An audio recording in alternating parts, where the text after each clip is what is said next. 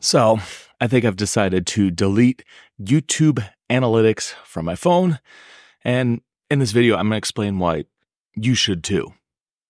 After releasing my last video where I interviewed a bunch of creators at Sony Kondo, I have some thoughts around the whole process of making content and some ways to approach YouTube moving forward, because I think everyone's journey is a little bit different. It's a little bit personal. And if you didn't watch that video yet, I highly suggest going back, watching the previous video, because you get a lot of insight into a whole range of creators. Most of them have been on the platform for a long time, so a lot of them are pivoting. So it's very interesting to see how everyone's approaching it right now and kind of what they're doing. Now, not to get into the weeds of what everyone said in that last video, the general consensus of what I saw is that creators basically start out doing this whole YouTube thing as a creative outlet.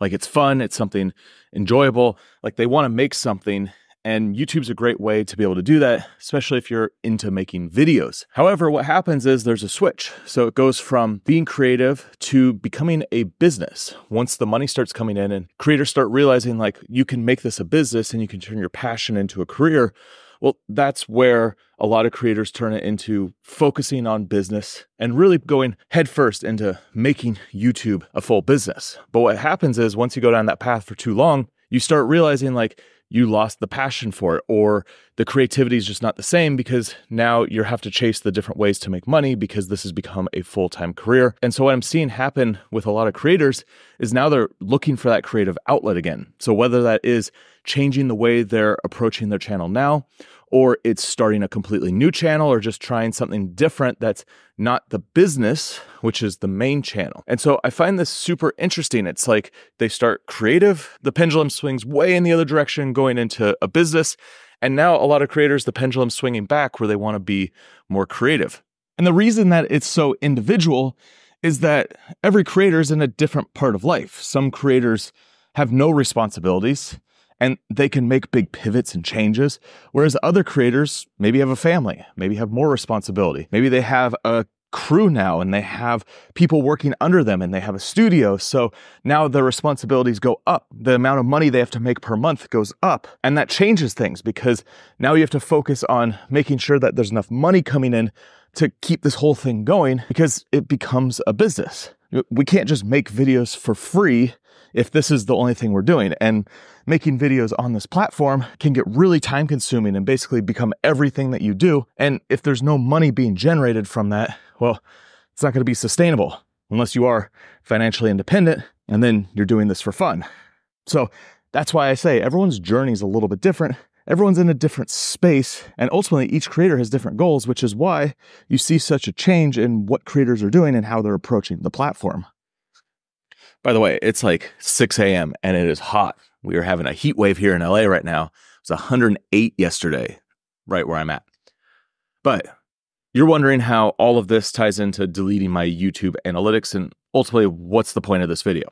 I'll get to that in a second. But have you heard of a creator named Ramit Sethi? He's a finance guy. He's written books. He has a big YouTube channel. He has a Netflix show, and he talks about personal finance. And I think his approach to finance is a way that we could approach YouTube, because he talks about living for now and making sure that the money's working for us for now and not trying to like push it off to a later day. And I think when it comes to YouTube, a lot of creators get stuck in that rat race of having to build this thing and make it like huge and make all this money and do all this stuff to like get to that next big number goal, which really doesn't matter. The reality is, if you can make this enjoyable, creative, fun, while still being able to build the business, you can have long-term success. And so one of the things that he talks about when it comes to your personal finances is creating a set of rules. And these rules will help guide everything that you do when money comes in. And so we could kind of think of this in the same way for YouTube.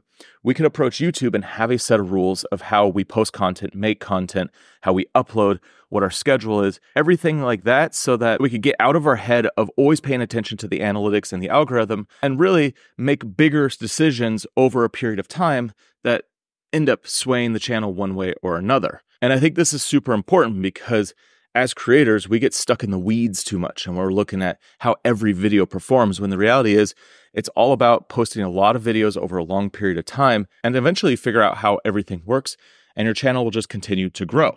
And so your rules might be something like one video for me, one video for the audience, so that you can keep the creativity going. Another rule might be you're only going to produce long form videos, or another rule might be you're only producing short form videos. And one of the rules I'm going to make for myself is that I'm not going to look at YouTube analytics except for once a month. This way I could see what's happened in the last month and be able to analyze things on a broader scale versus looking at granular day-to-day what's happening with videos. One, it's a mental shift to be able to not think about this all the time, but also looking at the day-to-day doesn't really help you.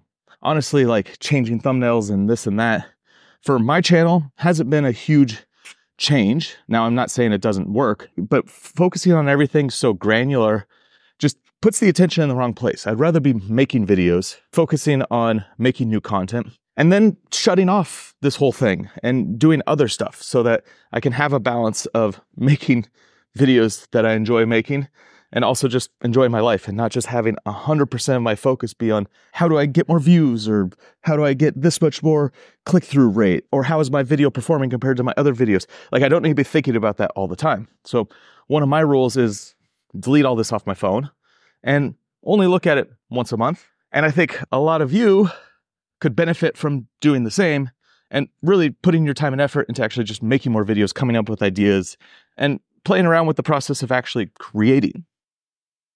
Now, that's one of my big rules, but I'm going to come up with a whole set of different rules to really guide what I'm doing and get back to just making videos and focusing more on the process of creating. So I'd love to hear from you. What are a set of rules that you could guide your content by, and what would you do? Now, one good exercise that I think is going to be super beneficial to all of you is look at that previous video that I made with all these other creators, interviewing all of them. And what you should do is look at each creator's channel and see what kind of content they're producing. Why I would say this is look at their content, look at their channel, and then look at their pivot strategy and what they're doing or how they're approaching YouTube now, because you can gain a lot of insight from seeing how these creators are making content and what they're doing with their channel. And if you find a creator that you align with, you really like the kind of content they're producing, and this is something you could see that they're doing, well, listening to their answer about how they're pivoting or how they're changing or how they're approaching YouTube will give you a lot of insight into how to approach your own channel. And if you're seeing content that you don't necessarily want to produce, well, maybe you shouldn't be approaching YouTube the way that they are. And this is why I say every channel is unique. Everyone has a different approach to what we're doing. So I'm going to go hiking with this guy, but make sure you check out this video right here, which is the interview with all the different creators so you could see what they all say about what they're doing on their channel right now. I'll see you over there.